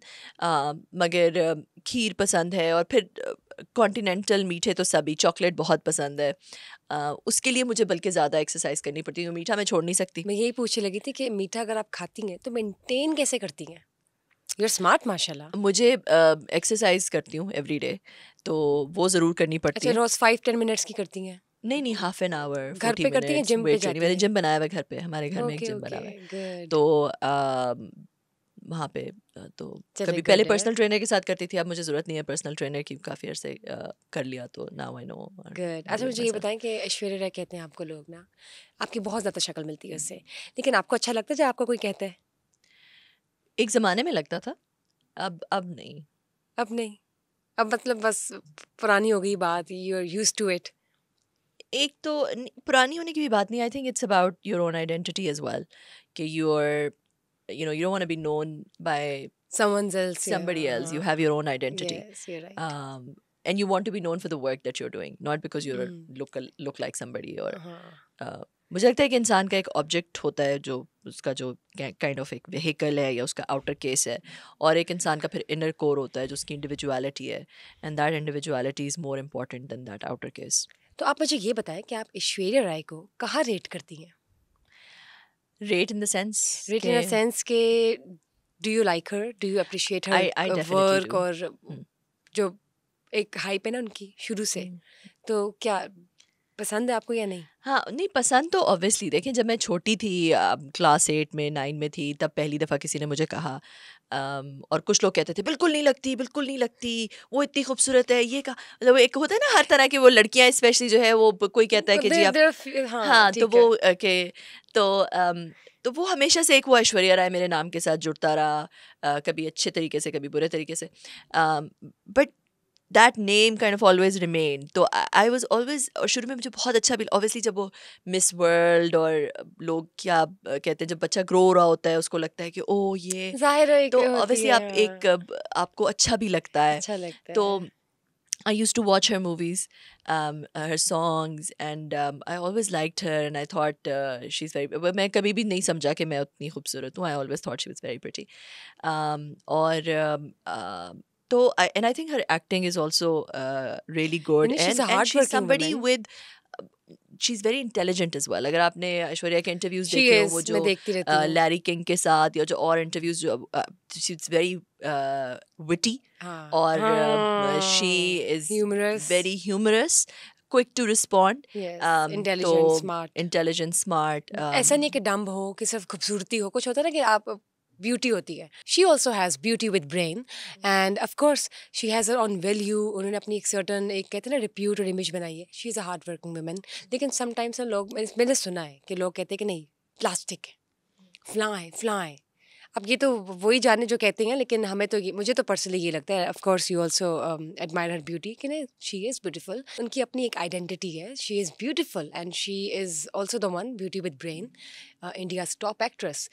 आपकी रिजेम्बलेंस है ऐश्वर्या राय से, और इसके साथ साथ आपकी तो अचीवमेंट्स, आपका जो एजुकेशनल बैकग्राउंड है, your career profile, it's outstanding, it's just outstanding, because you are inspiration, you're an inspiration that is becoming day by day for our females, especially the women who are workaholic. अच्छा, आप travelling करती है, पूरी दुनिया घूमती है, सबसे अभी कोई ऐसी है जगह जो बकेट लिस्ट में है कि मैंने यहाँ जाना है? बकेट लिस्ट में बिल्कुल है। मुझे ऐसा लगता है कि मुझे टर्की जाना है, और मैं अभी तक नहीं बहुत गई? दुनिया घूमी हूँ। आप यकीन करो कि अच्छा। फार ईस्ट एशिया और बहुत सारी जगहों पे गई हूँ, मगर टर्की अभी रह गया है, और मुझे बहुत शौक है कि टर्की ज़रूर चलिए, आप जाना है, जाएंगी इस्तांबुल इंशाल्लाह जाना है। टर्की, फिर हमारे साथ पिक्चर्स शेयर कीजिएगा। बिल्कुल। मुझे ये बताएं, ट्रैवलिंग के दौरान फैमिली के साथ होती है या नहीं होती, तो कैसा एक्सपीरियंस होता है? फैमिली के साथ अक्सर नहीं होती, क्योंकि मुझे वर्क रिलेटेड ट्रैवल काफ़ी करना पड़ा, ग्लोबल रोल था, बहुत सारे मुल्कों में ट्रैवल करना पड़ा। तो I love exploring new places. शुरू में शादी से पहले तो बहुत ही अच्छा लगता था, शादी के बाद ऑब्वियसली यू मिस होम।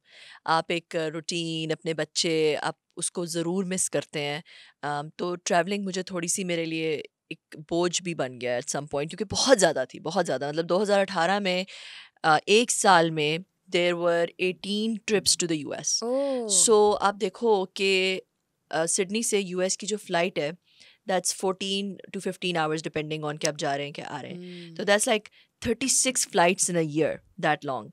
तो काफ़ी टफ था वो। अच्छा, मुझे ये बताइए, शॉपिंग का शौक है आपको? शॉपिंग का ज़रूरत के लिए, मतलब मैं अगर मार्केट जाऊँ ना, मेरे हस्बैंड जाते हैं ना मार्केट, तो वो ये देखेंगे कि ओ ये चीज़ बहुत गौर से देखेंगे और बहुत लंबा। मैं पहली दफ़ा कोई चीज़ देखती हूँ, मुझे अच्छी लगी मैं ले लेती हूँ, नहीं अच्छी लगी तो अच्छा, उल्टा हिसाब है, वरना इस मैं तरह के मर्द होते सोचती हैं। नहीं। मैं किसी चीज़ के बारे में ये सोचती नहीं कि अगर मुझे सेकंड डाउट आए ना कि पता नहीं अच्छी है कि नहीं, तो फिर बस मैं, इसका मतलब है अगर किसी चीज़ के बारे में बस रह डाउट आ गया फिर गया, वो। तो बस वो हाँ, छोड़ दो। चूजी नहीं है आप चूज़ी यानी, नहीं हूँ, हाँ। मतलब मुझे बस जाते साथ ही मेरी 5 मिनट्स की शॉपिंग होती है, 5 मिनट्स अच्छा, की वैसे इस लिटरली। तरह के मैंने मर्द देखे हैं कि गए, ये पकड़ा, वरना खवातीन और हम जिस तरह की होती है, हम तो वी गेट वेरी चूजी ना, कि लेना है कि नहीं लेना, बार्गेनिंग करानी है कि नहीं करानी। अब बार्गेनिंग कराती हैं या नहीं? बार्गेनिंग अगर हाई एंड शॉप्स हों जहाँ पे हाँ, बार्गेनिंग हो सकती है तो मैं कराती हूँ। मगर अब मैं जो जैसे होता है ना कि आप किसी से फ्रूट ले रहे हैं जो लो हाँ, एंड, वो मैंने एक रूल बना लिया कि मैं उनसे कभी बार्गेन नहीं नहीं, करूँगी। हाँ, आई विल नेवर ठीक है। Bargain with the street vendor. तो इसलिए उससे कभी बार्गेन नहीं करती। और दूसरा ये, मुझे ऑनेस्टली शॉपिंग का बहुत ज़्यादा शौक नहीं है। जब मैं शादी से पहले मेरे कपड़े कभी मैंने खुद नहीं लिए थे, हमेशा मेरी अम्मी, नानो, बहन कोई ना कोई लेते। शादी के लिए भी अगर किसी की शादी आ रही है और कपड़े बनाने, कभी खुद नहीं बनाती थी, या बहन बनाती थी, या चिल सीन है कि अम्मा की तरफ से हाँ। बन और जाएंगे, फिर नानो उसके कर बाद मेरी देंगी। शादी के बाद मेरी सास बनाती थी। She is a very very nice. Good, her choice is amazing. अब तो वो बीमार हो गई हैं, तो वो नहीं करती, बट हमेशा ईद पे या किसी की शादी आ रही हो तो मेरी सास मेरे कपड़े बनाती थी, और मैं बहुत शौक से उन्हीं से बनवाती थी, और उनकी चॉइस मुझसे बहुत बेहतर थी। तो नाइस। इसलिए वही, it was always outsourced. Father के साथ आपका कैसा रिलेशन था? My father has played the most pivotal role in my life, हाँ। क्योंकि मेरे अब्बू जो है वो बहुत ही ज़्यादा मुझ पे, उनका एक, कहते हैं ना, एक ईमान था, एक ट्रस्ट था, और उनको लगता था कि मैं बहुत इंटेलिजेंट हूँ, और उनको लगता था कि मैं दुनिया फ़तह करूँगी और पता नहीं क्या करूँगी। और ख़ुद वो बहुत एक सक्सेसफुल आदमी थे और बहुत वाइज आदमी थे। मतलब वो जब कहीं पे बैठते थे या किसी भी कोई फ़िलोसॉफ़िकल डिस्कशन शुरू करते थे, तो लोग चुप कर जाते थे और बहुत डेप्थ में बातें करते। मैं और मेरे अब्बू अक्सर जब डिस्कशंस कर रहे होते थे, पास वाले लोगों को पता भी नहीं चलता था हम क्या बात कर रहे हैं, क्योंकि इतनी डीप डिस्कशंस होती थी और इतनी डेप्थफुल डिस्कशंस होती थी, लाइफ के बारे में, फ़िलॉसफी के बारे में, आफ्टर लाइफ के बारे में, ह्यूमन साइकोलॉजी के बारे में, आइडियाज़ के बारे में, कि मैंने उनसे बहुत कुछ सीखा है।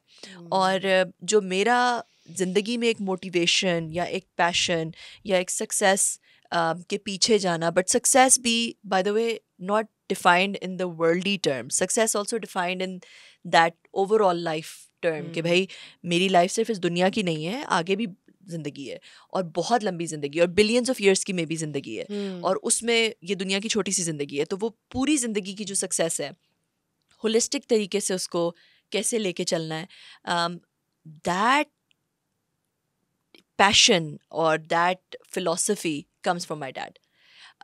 और उनका जो बिलीफ मेरे अंदर था, then that became my belief in myself. और उसको फिर वो एक ऐसी चीज़ थी जिसने मुझे हमेशा चाबी दी और हमेशा मुझे ये मेरे जहन में सोच डाली कि I am not like the others. मैं अपना ज़िंदगी में टाइम वेस्ट नहीं कर सकती. मैं टीवी के आगे बैठ के गाने सुन के ज़्यादा सो के अपनी ज़िंदगी वेस्ट नहीं कर सकती. वो कहते हैं ना कि मैं अपने आप को ऐसे छोड़ नहीं सकती. मैंने जिंदगी में कुछ अचीव करना है. I have to give back, I have to do something, I have to create a legacy. वो सारा कुछ मेरे अब्बू की तरफ से आता है. Very nice. मतलब वो माशाल्लाह उन्होंने आपको इतना वेल ग्रूम्ड और इतना ट्रेंड किया है कि वो पता चलता है. It reflects your personality, and why not? You are making him proud day by day, and that's a wonderful thing. You are Miss Kanwal Cheema today, and what not? Everyone knows that, and there's no denial in it. Well, thank you for being here today, and it was a wonderful time being with you, and especially I feel honored कि आप मेरे पास आई यहाँ पर आज समा podcast को आपने time दिया अपना. And thanks to the audience as well who's watching us today. And of course, we had Miss Kanwal Cheema with us today. So thank you guys for watching us and stay tuned. Till then, just stay blessed. But do not forget to share, like, subscribe our Sama podcast. And if you want your favorite character, your favorite personality to be here in the next episode, so please let me know, because we will actually follow it. We will listen to you guys. So why not? Just let us know about it. Till then, Bushra Khan's leaving. Bye-bye.